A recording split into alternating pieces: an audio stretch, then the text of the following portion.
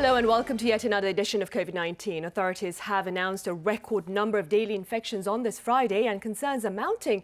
As pundits point out, the latest tally has yet to reflect the post-Chuseok repercussions. Now, we have more on this alarming spread as well as calls for booster shots later on in the program. Here first are the latest global pandemic tallies with our Kwon So-ah. Now, So-ah, let's start with Korea's fresh high then. Right, Sunny. The concerns and warnings by health experts seem to have materialized. So 2,434 infections were tallied as of 12 a.m. this Friday. And with an unchanged number of imported cases, the number of domestic transmissions alone stands at above 2,400. With that, Korea has accumulated 295,132 infections. And with 7 additional fatalities, the death toll stands at 2,434, which happens to be the same number as today's caseload. Now, Friday's tally is the highest ever in around 1 year and 8 months since the first case has broken out here in Korea. And and it's even 213 higher than the last record that we had on August 11th.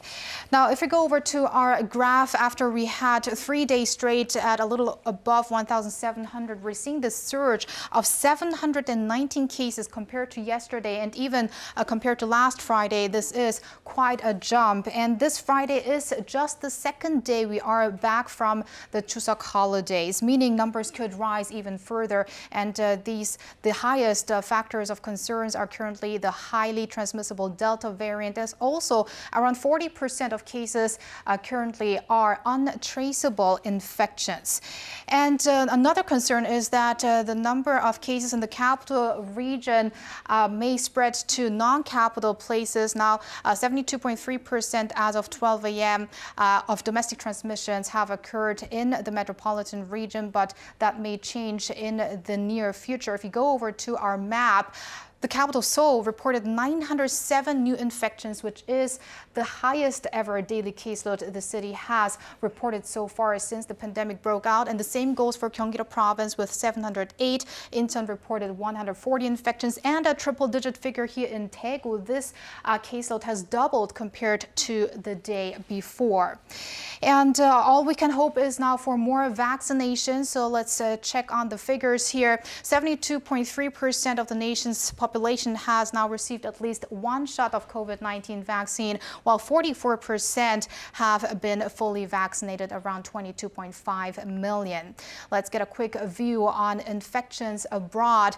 With over 516,000 infections reported in the past 24 hours as of noon Korea time, the total stands at above 231.3 million, with a little less than 10,000 new COVID-19 fatalities. And let's move over to some specific countries now on our next table. Indonesia has hit 4.2 million cases, Mexico 3.6 million, and Poland has just surpassed 2.9 million cases in total.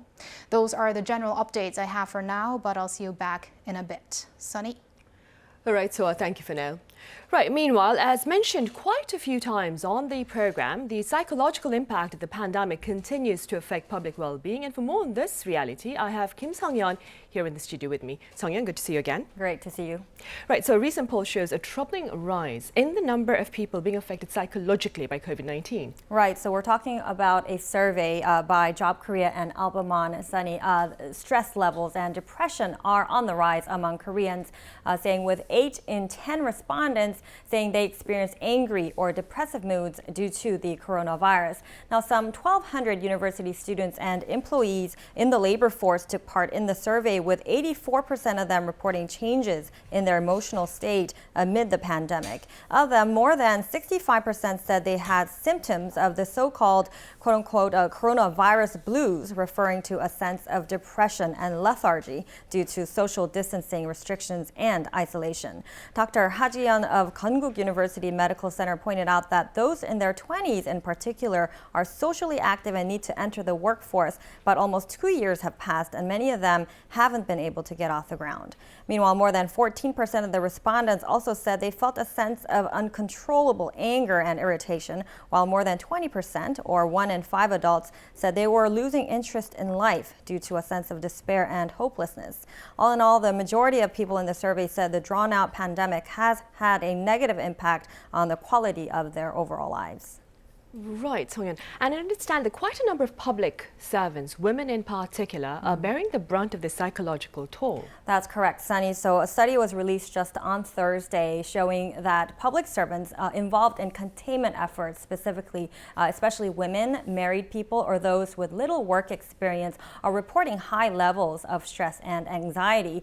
The researchers said these groups may have felt they had more to lose from being infected with the coronavirus and were more sensitive to even minor physical symptoms. The team also noted that married people had more stress factors to deal with compared to their unmarried counterparts over concerns on the well-being of their family members and children. In the meantime, another survey also showed that many employees working at call centers have been suffering from depression as well. In fact, 8 in 10 were categorized as high-risk individuals, and for some, it's even led to heartbreaking consequences. I'm trying to be stress-free, but it's hard to do that when you're pregnant. I ended up having a miscarriage in January earlier this year. Now, many of these employees also reported that they barely had time to rest on weekdays due to their growing work burden amid the prolonged pandemic. According to a survey by the Public Traffic Service Workers Union, it was found that some 35% of employees did not have time to take even a 10-minute break during their day. Right, Song-yeon, hang on. We're talking about a 10-minute break during the day.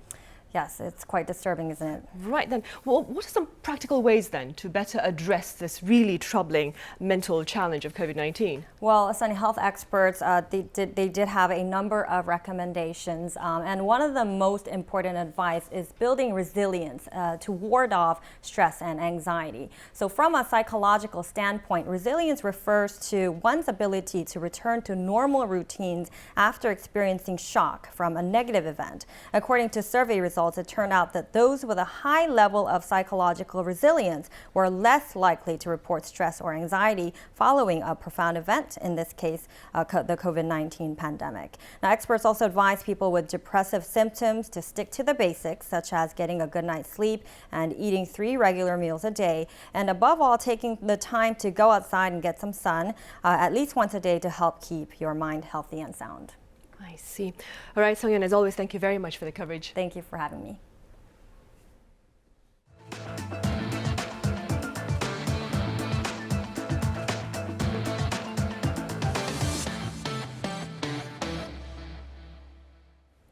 Staying on the local front, authorities are pledging greater proactive efforts to address a potential surge in COVID-19 cases in the coming days, especially in light of Friday's record daily tally, which our Swa touched upon earlier on. Right, Soa? Right, Sunny, very concerning situation there. Right, so let's start then with the government's remarks with regard to Korea's fresh high on this Friday. All right, so let's start off with the Prime Minister's remarks earlier this morning as he expressed concerns on the critical situation. And he said that he stressed that containment measures will be extremely important up until next week because that's when the effect of mass movement during the Chuseok holidays are expected to reflect in the numbers next week. So let's take a listen to his message. Many experts forecasted an increase in cases with the rise in movement. Nevertheless, the spread is astonishing, and it's also regretful that we couldn't prevent such a scenario from happening in the first place. I ask health authorities and local governments to thoroughly inspect containment measures that may have become lax due to the holidays and exert all their efforts to swiftly identify cases through an expansion of testing and strengthened contact tracing. Right, so and speaking of expanding testings, there has been a tangible rise in the number of those tests here in the capital city, right? Right, Sunny. On the 23rd, so yesterday, just a day after the Chuseok holidays, over 110,000 people have been tested for COVID-19 in the capital alone.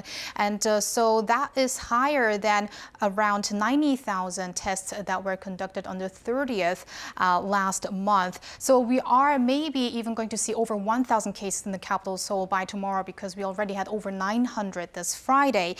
So it is good to see cooperation from the nation's citizens, but the results are also showing these high figures and concerning forecasts. Now, according to an official at the earlier government briefing, Lee Gi-il, the number seems to be rising as people from the metropolitan region have returned from the Chuseok holidays and then are getting tested. So as I said, with that, the official is expecting a higher number by tomorrow on Saturday, and even next week there could be another surge because that's when the numbers could go up once more when the test results of more people who returned from their hometowns are reflected. Now, the government, meanwhile, decided to extend operations of a number of temporary test centers that have been installed for the Chuseok holiday period in preparation for a potential worsening situation in the coming weeks. Makeshift test centers at major traffic hubs such as expressway rest areas will be open until the end of October for citizens to conveniently use them on their way home from long weekends as more holidays are coming up. Over the span of 39 days, almost 100,000 tests were conducted at such test sites, with 353 people having tested positive for COVID-19. 73% of those were asymptomatic patients. Over the Chuseok holidays, 17% of patients were confirmed at these sites, and they conducted 8.2% of all tests during that span. Right, quite impressive. But how is our medical infrastructure coping with the recent caseloads? Well, Sunny, officials said today that at this point we have sufficient hospital beds across the nation for COVID-19 patients. And the government also announced today that it is going to expand home treatment as well. Now, Son Young-nae, another official at the briefing earlier, said a daily case count of more than 2,500 patients could put a strain on our medical capacity. But what's important right now is not only the number of daily infections, but also the vaccination rate counts as well. So even though we are seeing higher numbers now, the number of hospitalizations and people in critical situation is not going as much up as the number of daily infections when compared to before. And speaking of vaccination, to boost the vaccination effects further, Prime Minister Kim Boo-kyum had this message to the public. 18세 이상의 국민들 중 Additional vaccine bookings for 5.77 million people aged 18 and above who have yet to get their shots started a week ago. But the booking rate stands at just 2.7%. We need everyone's cooperation to quickly return to our daily lives. Please take active part in our vaccination campaign for the sake of your family, friends, and our community. And Lee Gi-il backed the need for more vaccine cooperation with the following numbers. According to the KDCA's analysis from the past 2 weeks, 89.8% of patients were either unvaccinated or only partially vaccinated. Vaccines are 77% effective in preventing serious illnesses and also lower the probability of death by 73.7%. Which again is important, why we should be vaccinated, of course, then. All right, so as always, thank you very much for the detailed local coverage. My pleasure. On the international front, prospects are looking up on the global vaccine supply front as India looks to resume shipments abroad following a halt back in April. Ji Abili is here with more on that. Hello, Ji. Hi, Sunny. As you know, India is the biggest maker of COVID-19 vaccines in the world, and this week it announced it would resume vaccine exports later this year. The country stopped the exports this spring to secure enough doses for its own citizens when the infection rate skyrocketed. On Thursday, U.S. Vice President Kamala Harris met India's Prime Minister Narendra Modi in Washington and welcomed the decision. On COVID-19, our nations have worked together. Early in the pandemic, India was a vital source of vaccines for other countries. When India experienced a surge of COVID in the country, the United States was very proud to support India in its need and responsibility to vaccinate its people. And I welcome India's announcement that it will soon be able to resume vaccine exports. Media reports say Harris and Modi are expected to discuss the COVID-19 pandemic greater cooperation in technology, space, and other sectors. Modi's three-day Washington trip will be capped by a meeting with U.S. President Joe Biden at the White House on Friday. Biden and Modi will also hold a quote-unquote Quad summit with the leaders of Australia and Japan. The summit is aimed at strengthening cooperation in the Indo-Pacific region in the midst of China's growing influence in the region. Right, and staying in the Americas, what's this I hear about a hospital offering untested coronavirus treatments? Sounds really horrid, but it did happen. Health insurance company Prevent Senior admitted Wednesday that doctors at their hospital network administered untested COVID-19 treatments to patients in Brazil. The Brazilian Senate is investigating the health insurer after being handed a report that said the company is testing drugs such as hydroxychloroquine and more on COVID-19 patients without their authorization. In addition, the company has been accused of changing the diagnosis of COVID patients. The senators believe the diagnosis change could mean that patients who are admitted into a hospital with COVID and then died could have their death certificates changed to another cause of death. The company's CEO, Pedro Benedito Batista Jr., addressed a session of the Brazilian Parliamentary Inquiry Committee, or the CPI, that investigates government actions and management during the pandemic. In his defense, Batista Jr. singled out the behavior of the accused doctor. The physician is the one who prescribes any medicine. At that time, as everyone remembers, there was even the pronouncement, not only the presidency of the republic, but of the other influential people and patients, demanding the prescription of the medicines. Right, finger pointing in display right there, Jay. Meanwhile, I believe you have time for one more story, is it? That's correct. So this time, let's go over to neighboring Japan. Japan's upcoming ruling party election will ultimately decide the country's new leader to replace Prime Minister Yoshihide Suga, who is stepping down amid sinking approval ratings. The winner of the race to lead the Liberal Democratic Party, or the LDP, is almost certain to be the country's next premier because the party has a majority in the lower house. The election will take place on Wednesday, September 29th. There are four contenders.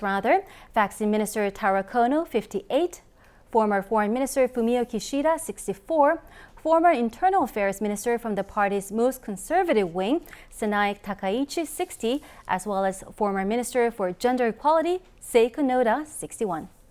Surveys of the voters show Kono is a top contender. Experts say this will be what voters are hoping to see. I think the hardest task is to somehow strike the right balance that is convincing and supported by the people between restarting the economy on the one hand and taking sufficient measures to contain the coronavirus at the same time. And this is where the previous prime ministers, both Mr. Abe and Mr. Suga, have been seen as having failed. So for the past year that Suga was in office, his main challenges were dealing with the coronavirus, of course, but also hosting the Tokyo 2020 Olympics and Paralympics in the state of emergency. That's all for me today. Have a safe weekend, Sunny. All right, Jay, you too. Thank you for that.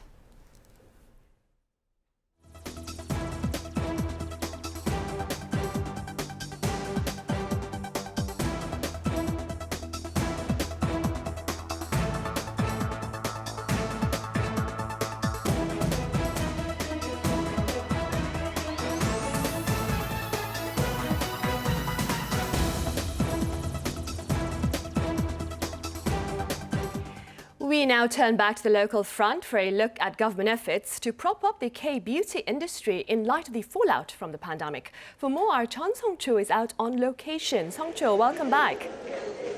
Good afternoon, Sunny. Right, so you are at a venue right now that offers the chance to explore K-beauty, I hear.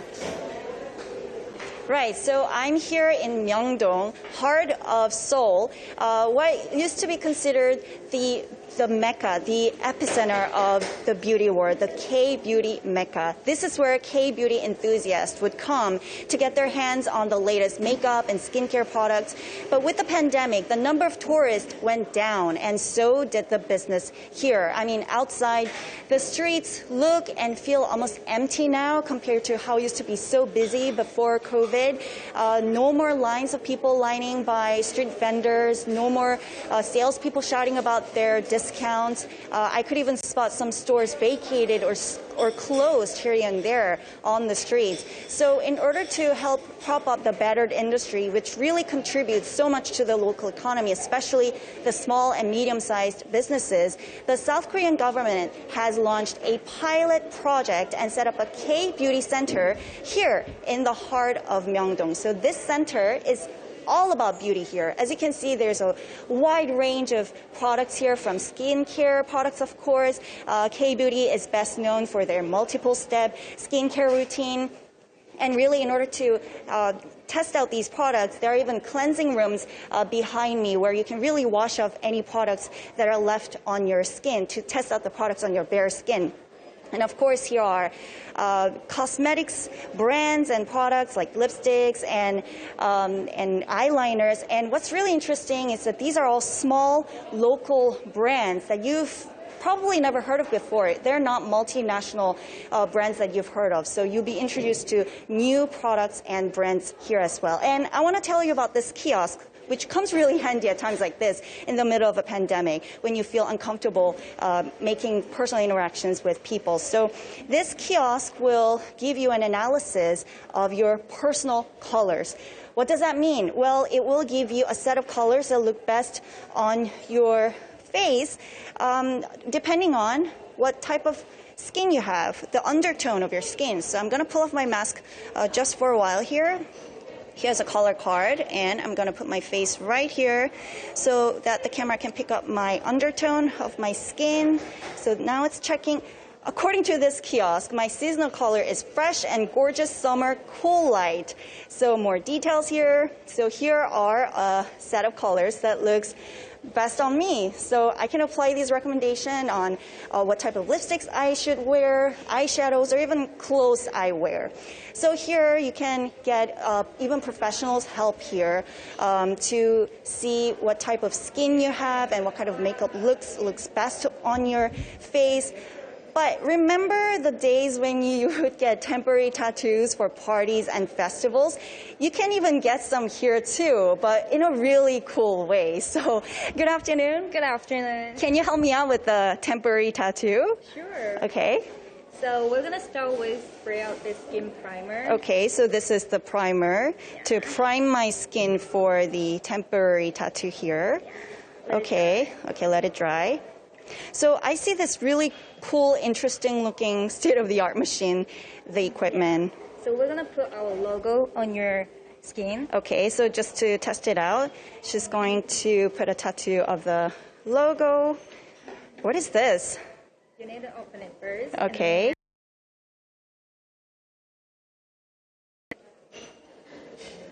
Wow!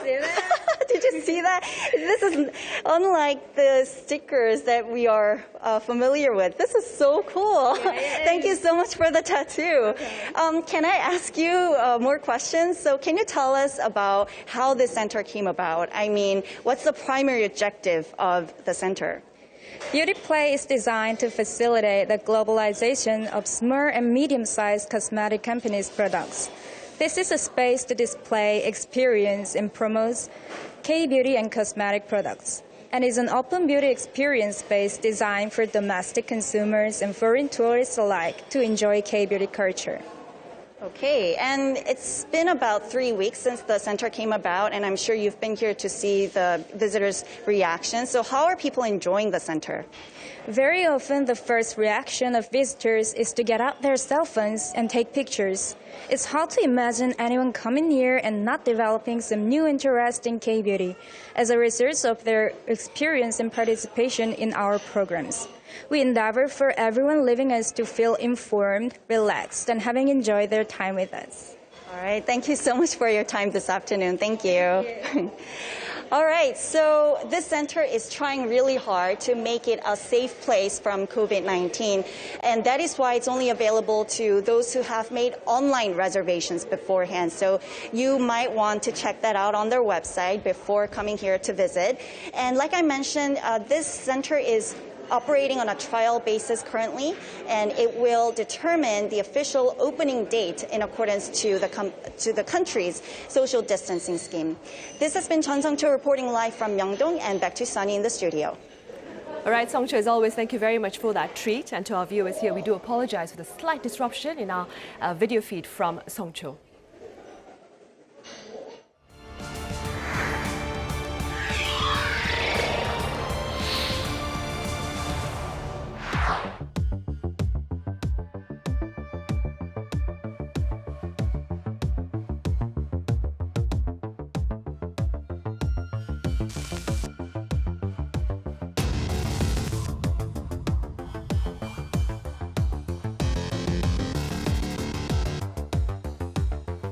연휴 기간 동안 이동량 증가로 인해 그동안 다소 정체 상태를 보여주고 있었던 비수도권의 방역 상황도 다시 악화될 가능성이 있는 상황입니다.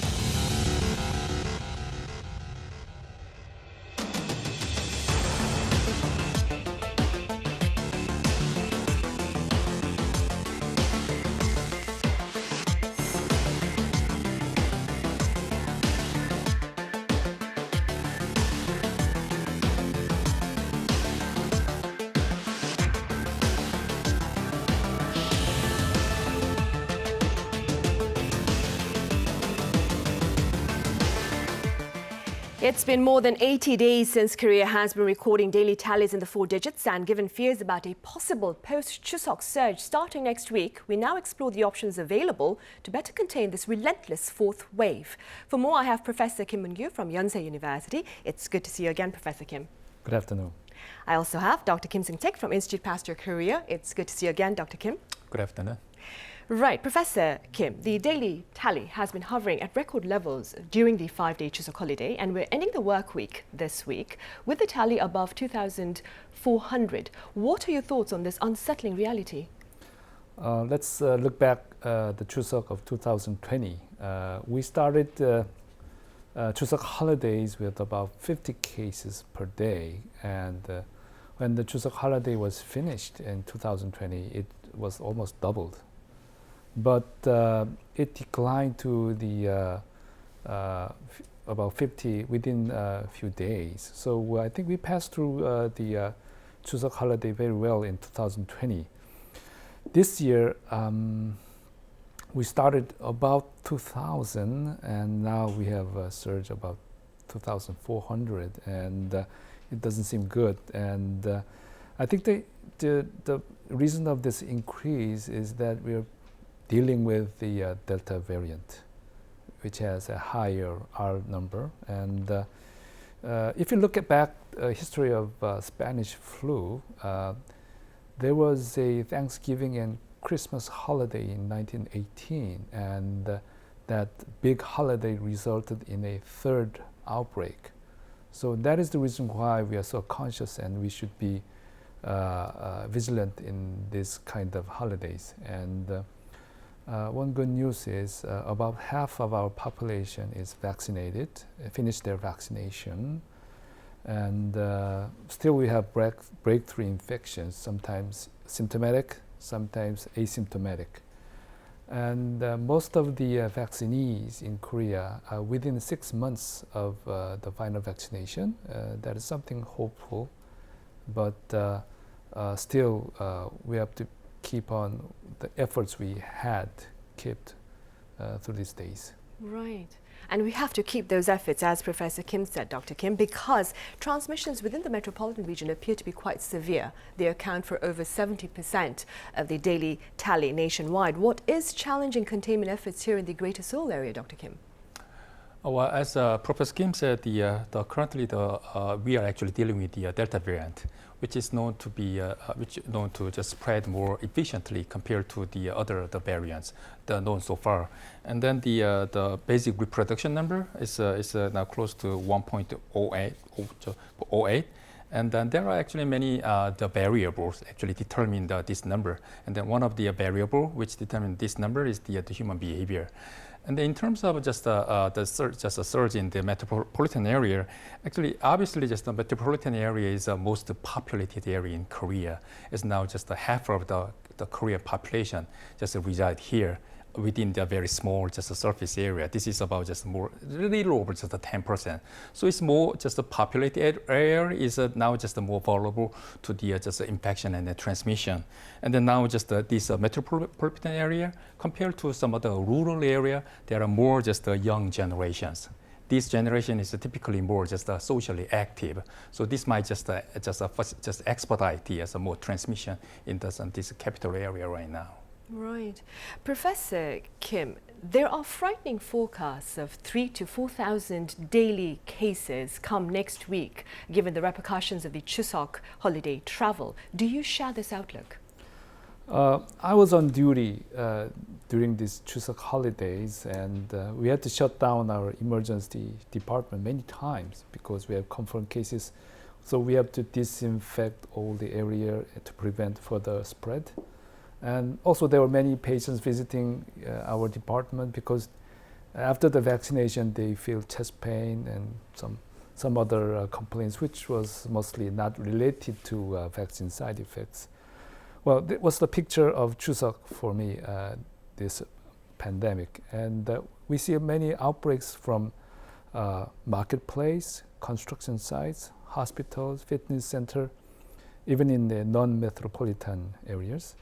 And people who are notified to be exposed to COVID-19 should have a test and keep strict social distancing even though they do not have any symptoms. And people who have fever or respiratory symptoms should not hesitate to go and get a test. Sad news is there are breakthrough infections even after vaccination. But still, we have a good news that viral load after the breakthrough infection is relatively lower compared to the people who are not vaccinated. And this effect declines after 6 months. And this might be the reason why the scholars are insisting for booster shots. I would like to look at the data of some Asian countries. And I think Chuseok, we have a similar holidays in Japan and China. And those two countries did not show any surge after this holiday. Even Taiwan, they keep the low incidence. But Singapore, they have a very high rising, rocket rising incidence right now. The vaccination rate is about 80% in Singapore. But I think they have a different strategy right now, just like to go through a live with the corona strategy. And that might be one reason they have a relatively increasing incidence right now. So view as a whole, I think it's going to decline after some surge in Korea right now. With the efforts of social distancing, vaccination, and active testing. Right. And going back to the breakthrough infections that Professor Kim mentioned, Dr. Kim, how do you explain this worrying trend of transmission, breakthrough infections here in the country? Well, first of all, I have to emphasize again the vaccine currently that we are using right now was actually developed just to prevent the diseases, not the infection. So that's one thing that I have to say. And then it's not really surprising that the breakthrough infection number of breakthrough infections increases because our vaccination rate is also increasing. So that it's not really surprising that our vaccination rate increasing. So then we will see more cases of breakthrough infection. And then I think also the vaccinist people now they psychologically tend to be more just less careful because they say, well, now we are vaccinated, now we can just really just move around more freely. So that might just probably just contribute to some a little bit of an increase in the some breakthrough infection right now. Because of human behavior. Sure. Right, and breakthrough infections are also being recorded over in the US, where relevant authorities are thus laying the groundwork for booster shots as they continue to battle the pandemic. For more, I have Professor Peter Chin-Hong at the University of California, San Francisco live on the line. It's a pleasure to have you with us again, Professor Chin-Hong. Thanks for having me on, Sunny. Right, Professor, let's begin with the worrying rise in fatality over in the US. I hear an average that is, of over 1,900 people have been losing their lives to COVID-19 in recent days. Please tell us more. Yes, well, Sunny, the US is still unfortunately setting records and leading the world in burden of COVID, not only cases, but deaths. Things are kind of plateauing off right now, but the level is still very high. So more than 125,000 cases a day in the country. And like you mentioned, more than 2,000 deaths a day in the country. And this is really a complex landscape. It's like several different countries together, really, because different parts of the country have different vaccination rates and they have different politics. So some regions of the country promote mask mandates in schools, in public, others don't. And right now we're moving a little bit from the south and we're seeing more of the north affected with cases. So states like Wyoming and Idaho, Alaska, they're seeing new surges in cases, whereas the south is going down. But overall, plateauing, maybe going a little bit down, up and down like a sawtooth. And that's what we're seeing in the US. I see. Professor Chin-Hong, following the FDA's green light for Pfizer booster shots for those aged 65 and older, as well as those with pre-existing health conditions and, of course, those who work in high-risk venues, an advisory panel of the CDC has recommended these third shots only for those aged 65 and above and those with medical conditions. What can you tell us about the background behind these stances on booster shots? Well, Sunny, there is a disagreement right now between the FDA's Scientific Advisory Board and the CDC's advisory board called ACIP.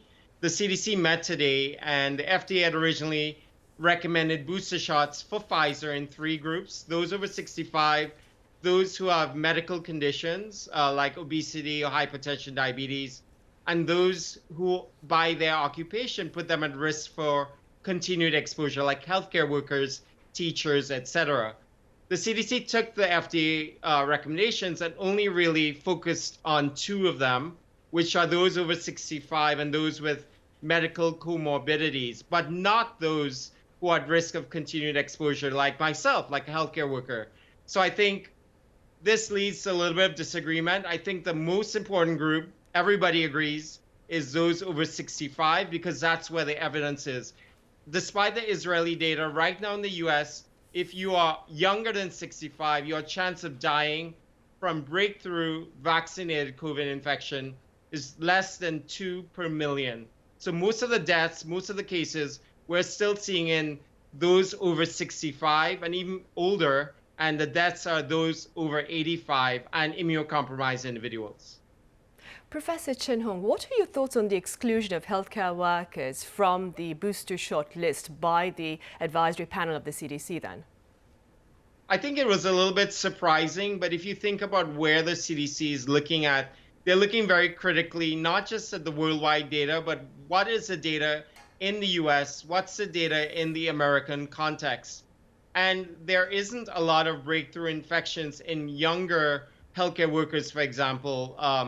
I myself, being on the COVID wards for the last few weeks, I'm mainly seeing breakthrough infections being hospitalized in the elderly or the immunocompromised.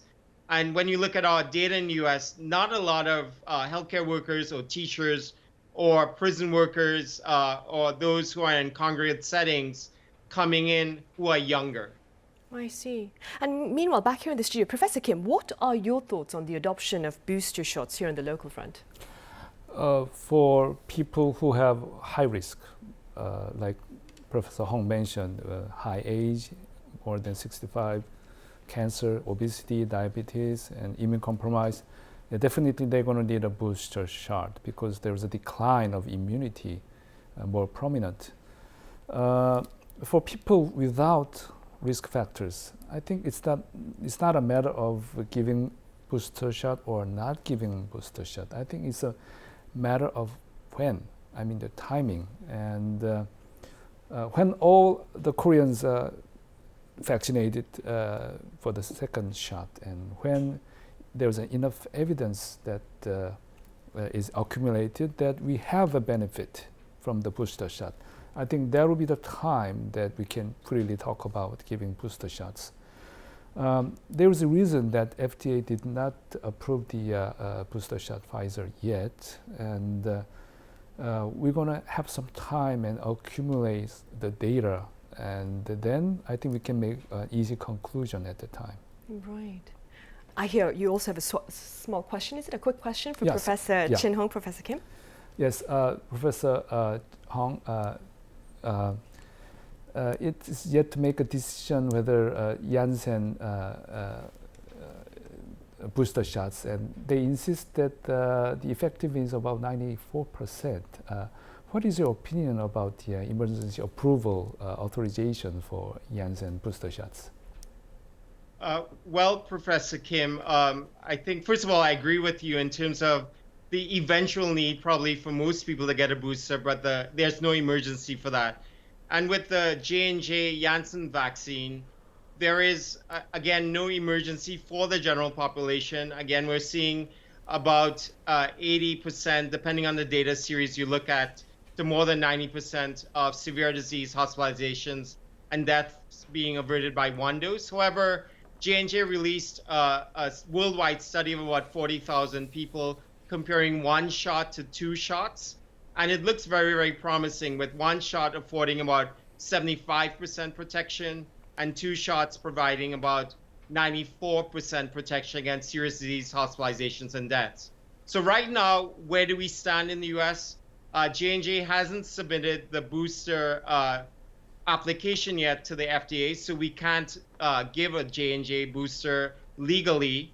But in certain jurisdictions like San Francisco, they're looking at the data, and they've actually offered people who are J&J recipients to go ahead and get an mRNA shot if they wanted to after consultation with their healthcare providers. I'm most worried about older individuals and those that are immune compromised with a J&J single shot, because I think there's less guidance for J&J individuals, even though they're in higher risk. I think individually, many healthcare providers are advising those in high-risk groups to go ahead and get a second shot. Right now, the only vaccine we can give off-label is really the Pfizer vaccine, because that's the one with full FDA approval in the United States.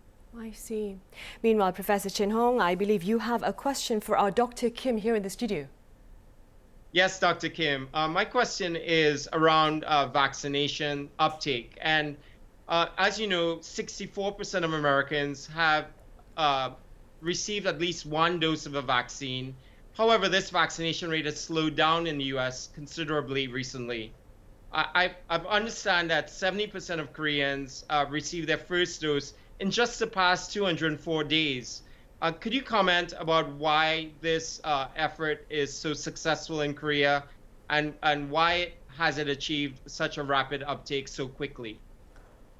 Well, yeah, first of all, this is, I think we actually expected, I mean, we were actually a little bit delayed in starting just the vaccination, but we expected we will just soon catch up with the speed and the vaccination rate of other Western countries. Then, for example, we are very actually good at this kind of some public campaign. And then in the beginning, actually, some Korean people also hesitated because of some side effects. And the side effects was actually the main focus of many the mass media. But then there are somehow the people now realize that the people around them is mostly likely neighbors and their friends now taking vaccine. So then that somehow stimulated those people to get vaccinated. And then I think there's some incentives for some the social gatherings, I think also worked as well. Right. And Professor Chin Hong, before you go, a very quick question. What efforts are being made by authorities there in the US to boost public inoculation against COVID-19, given the slowdown that you mentioned? Yeah, so we've tried all of the carrots. We tried ice cream and beer and a lot of incentives, lotteries. They didn't really work for about 30% of the population. Now the sticks are coming out. So President Biden, about 2 weeks ago, announced a mandate that affects probably 100 million Americans who work in small businesses and at the federal level, healthcare workers. They have to get vaccinated. And I think that those sticks will ultimately be the solution. The mandates will be the solution. The school requirements will be the solution of the future. Right. All right, Professor Chin Hong, as always, thank you very much for your thoughts today. Dr. Kim here in the studio, thank you for being with us. And Professor Kim, as always, it's been very insightful. Thank you. Thank you. Right, well, do seek to abide by all safety precautions, even after inoculation, to ensure protection against breakthrough infections. Thank you for watching. Have a safe weekend.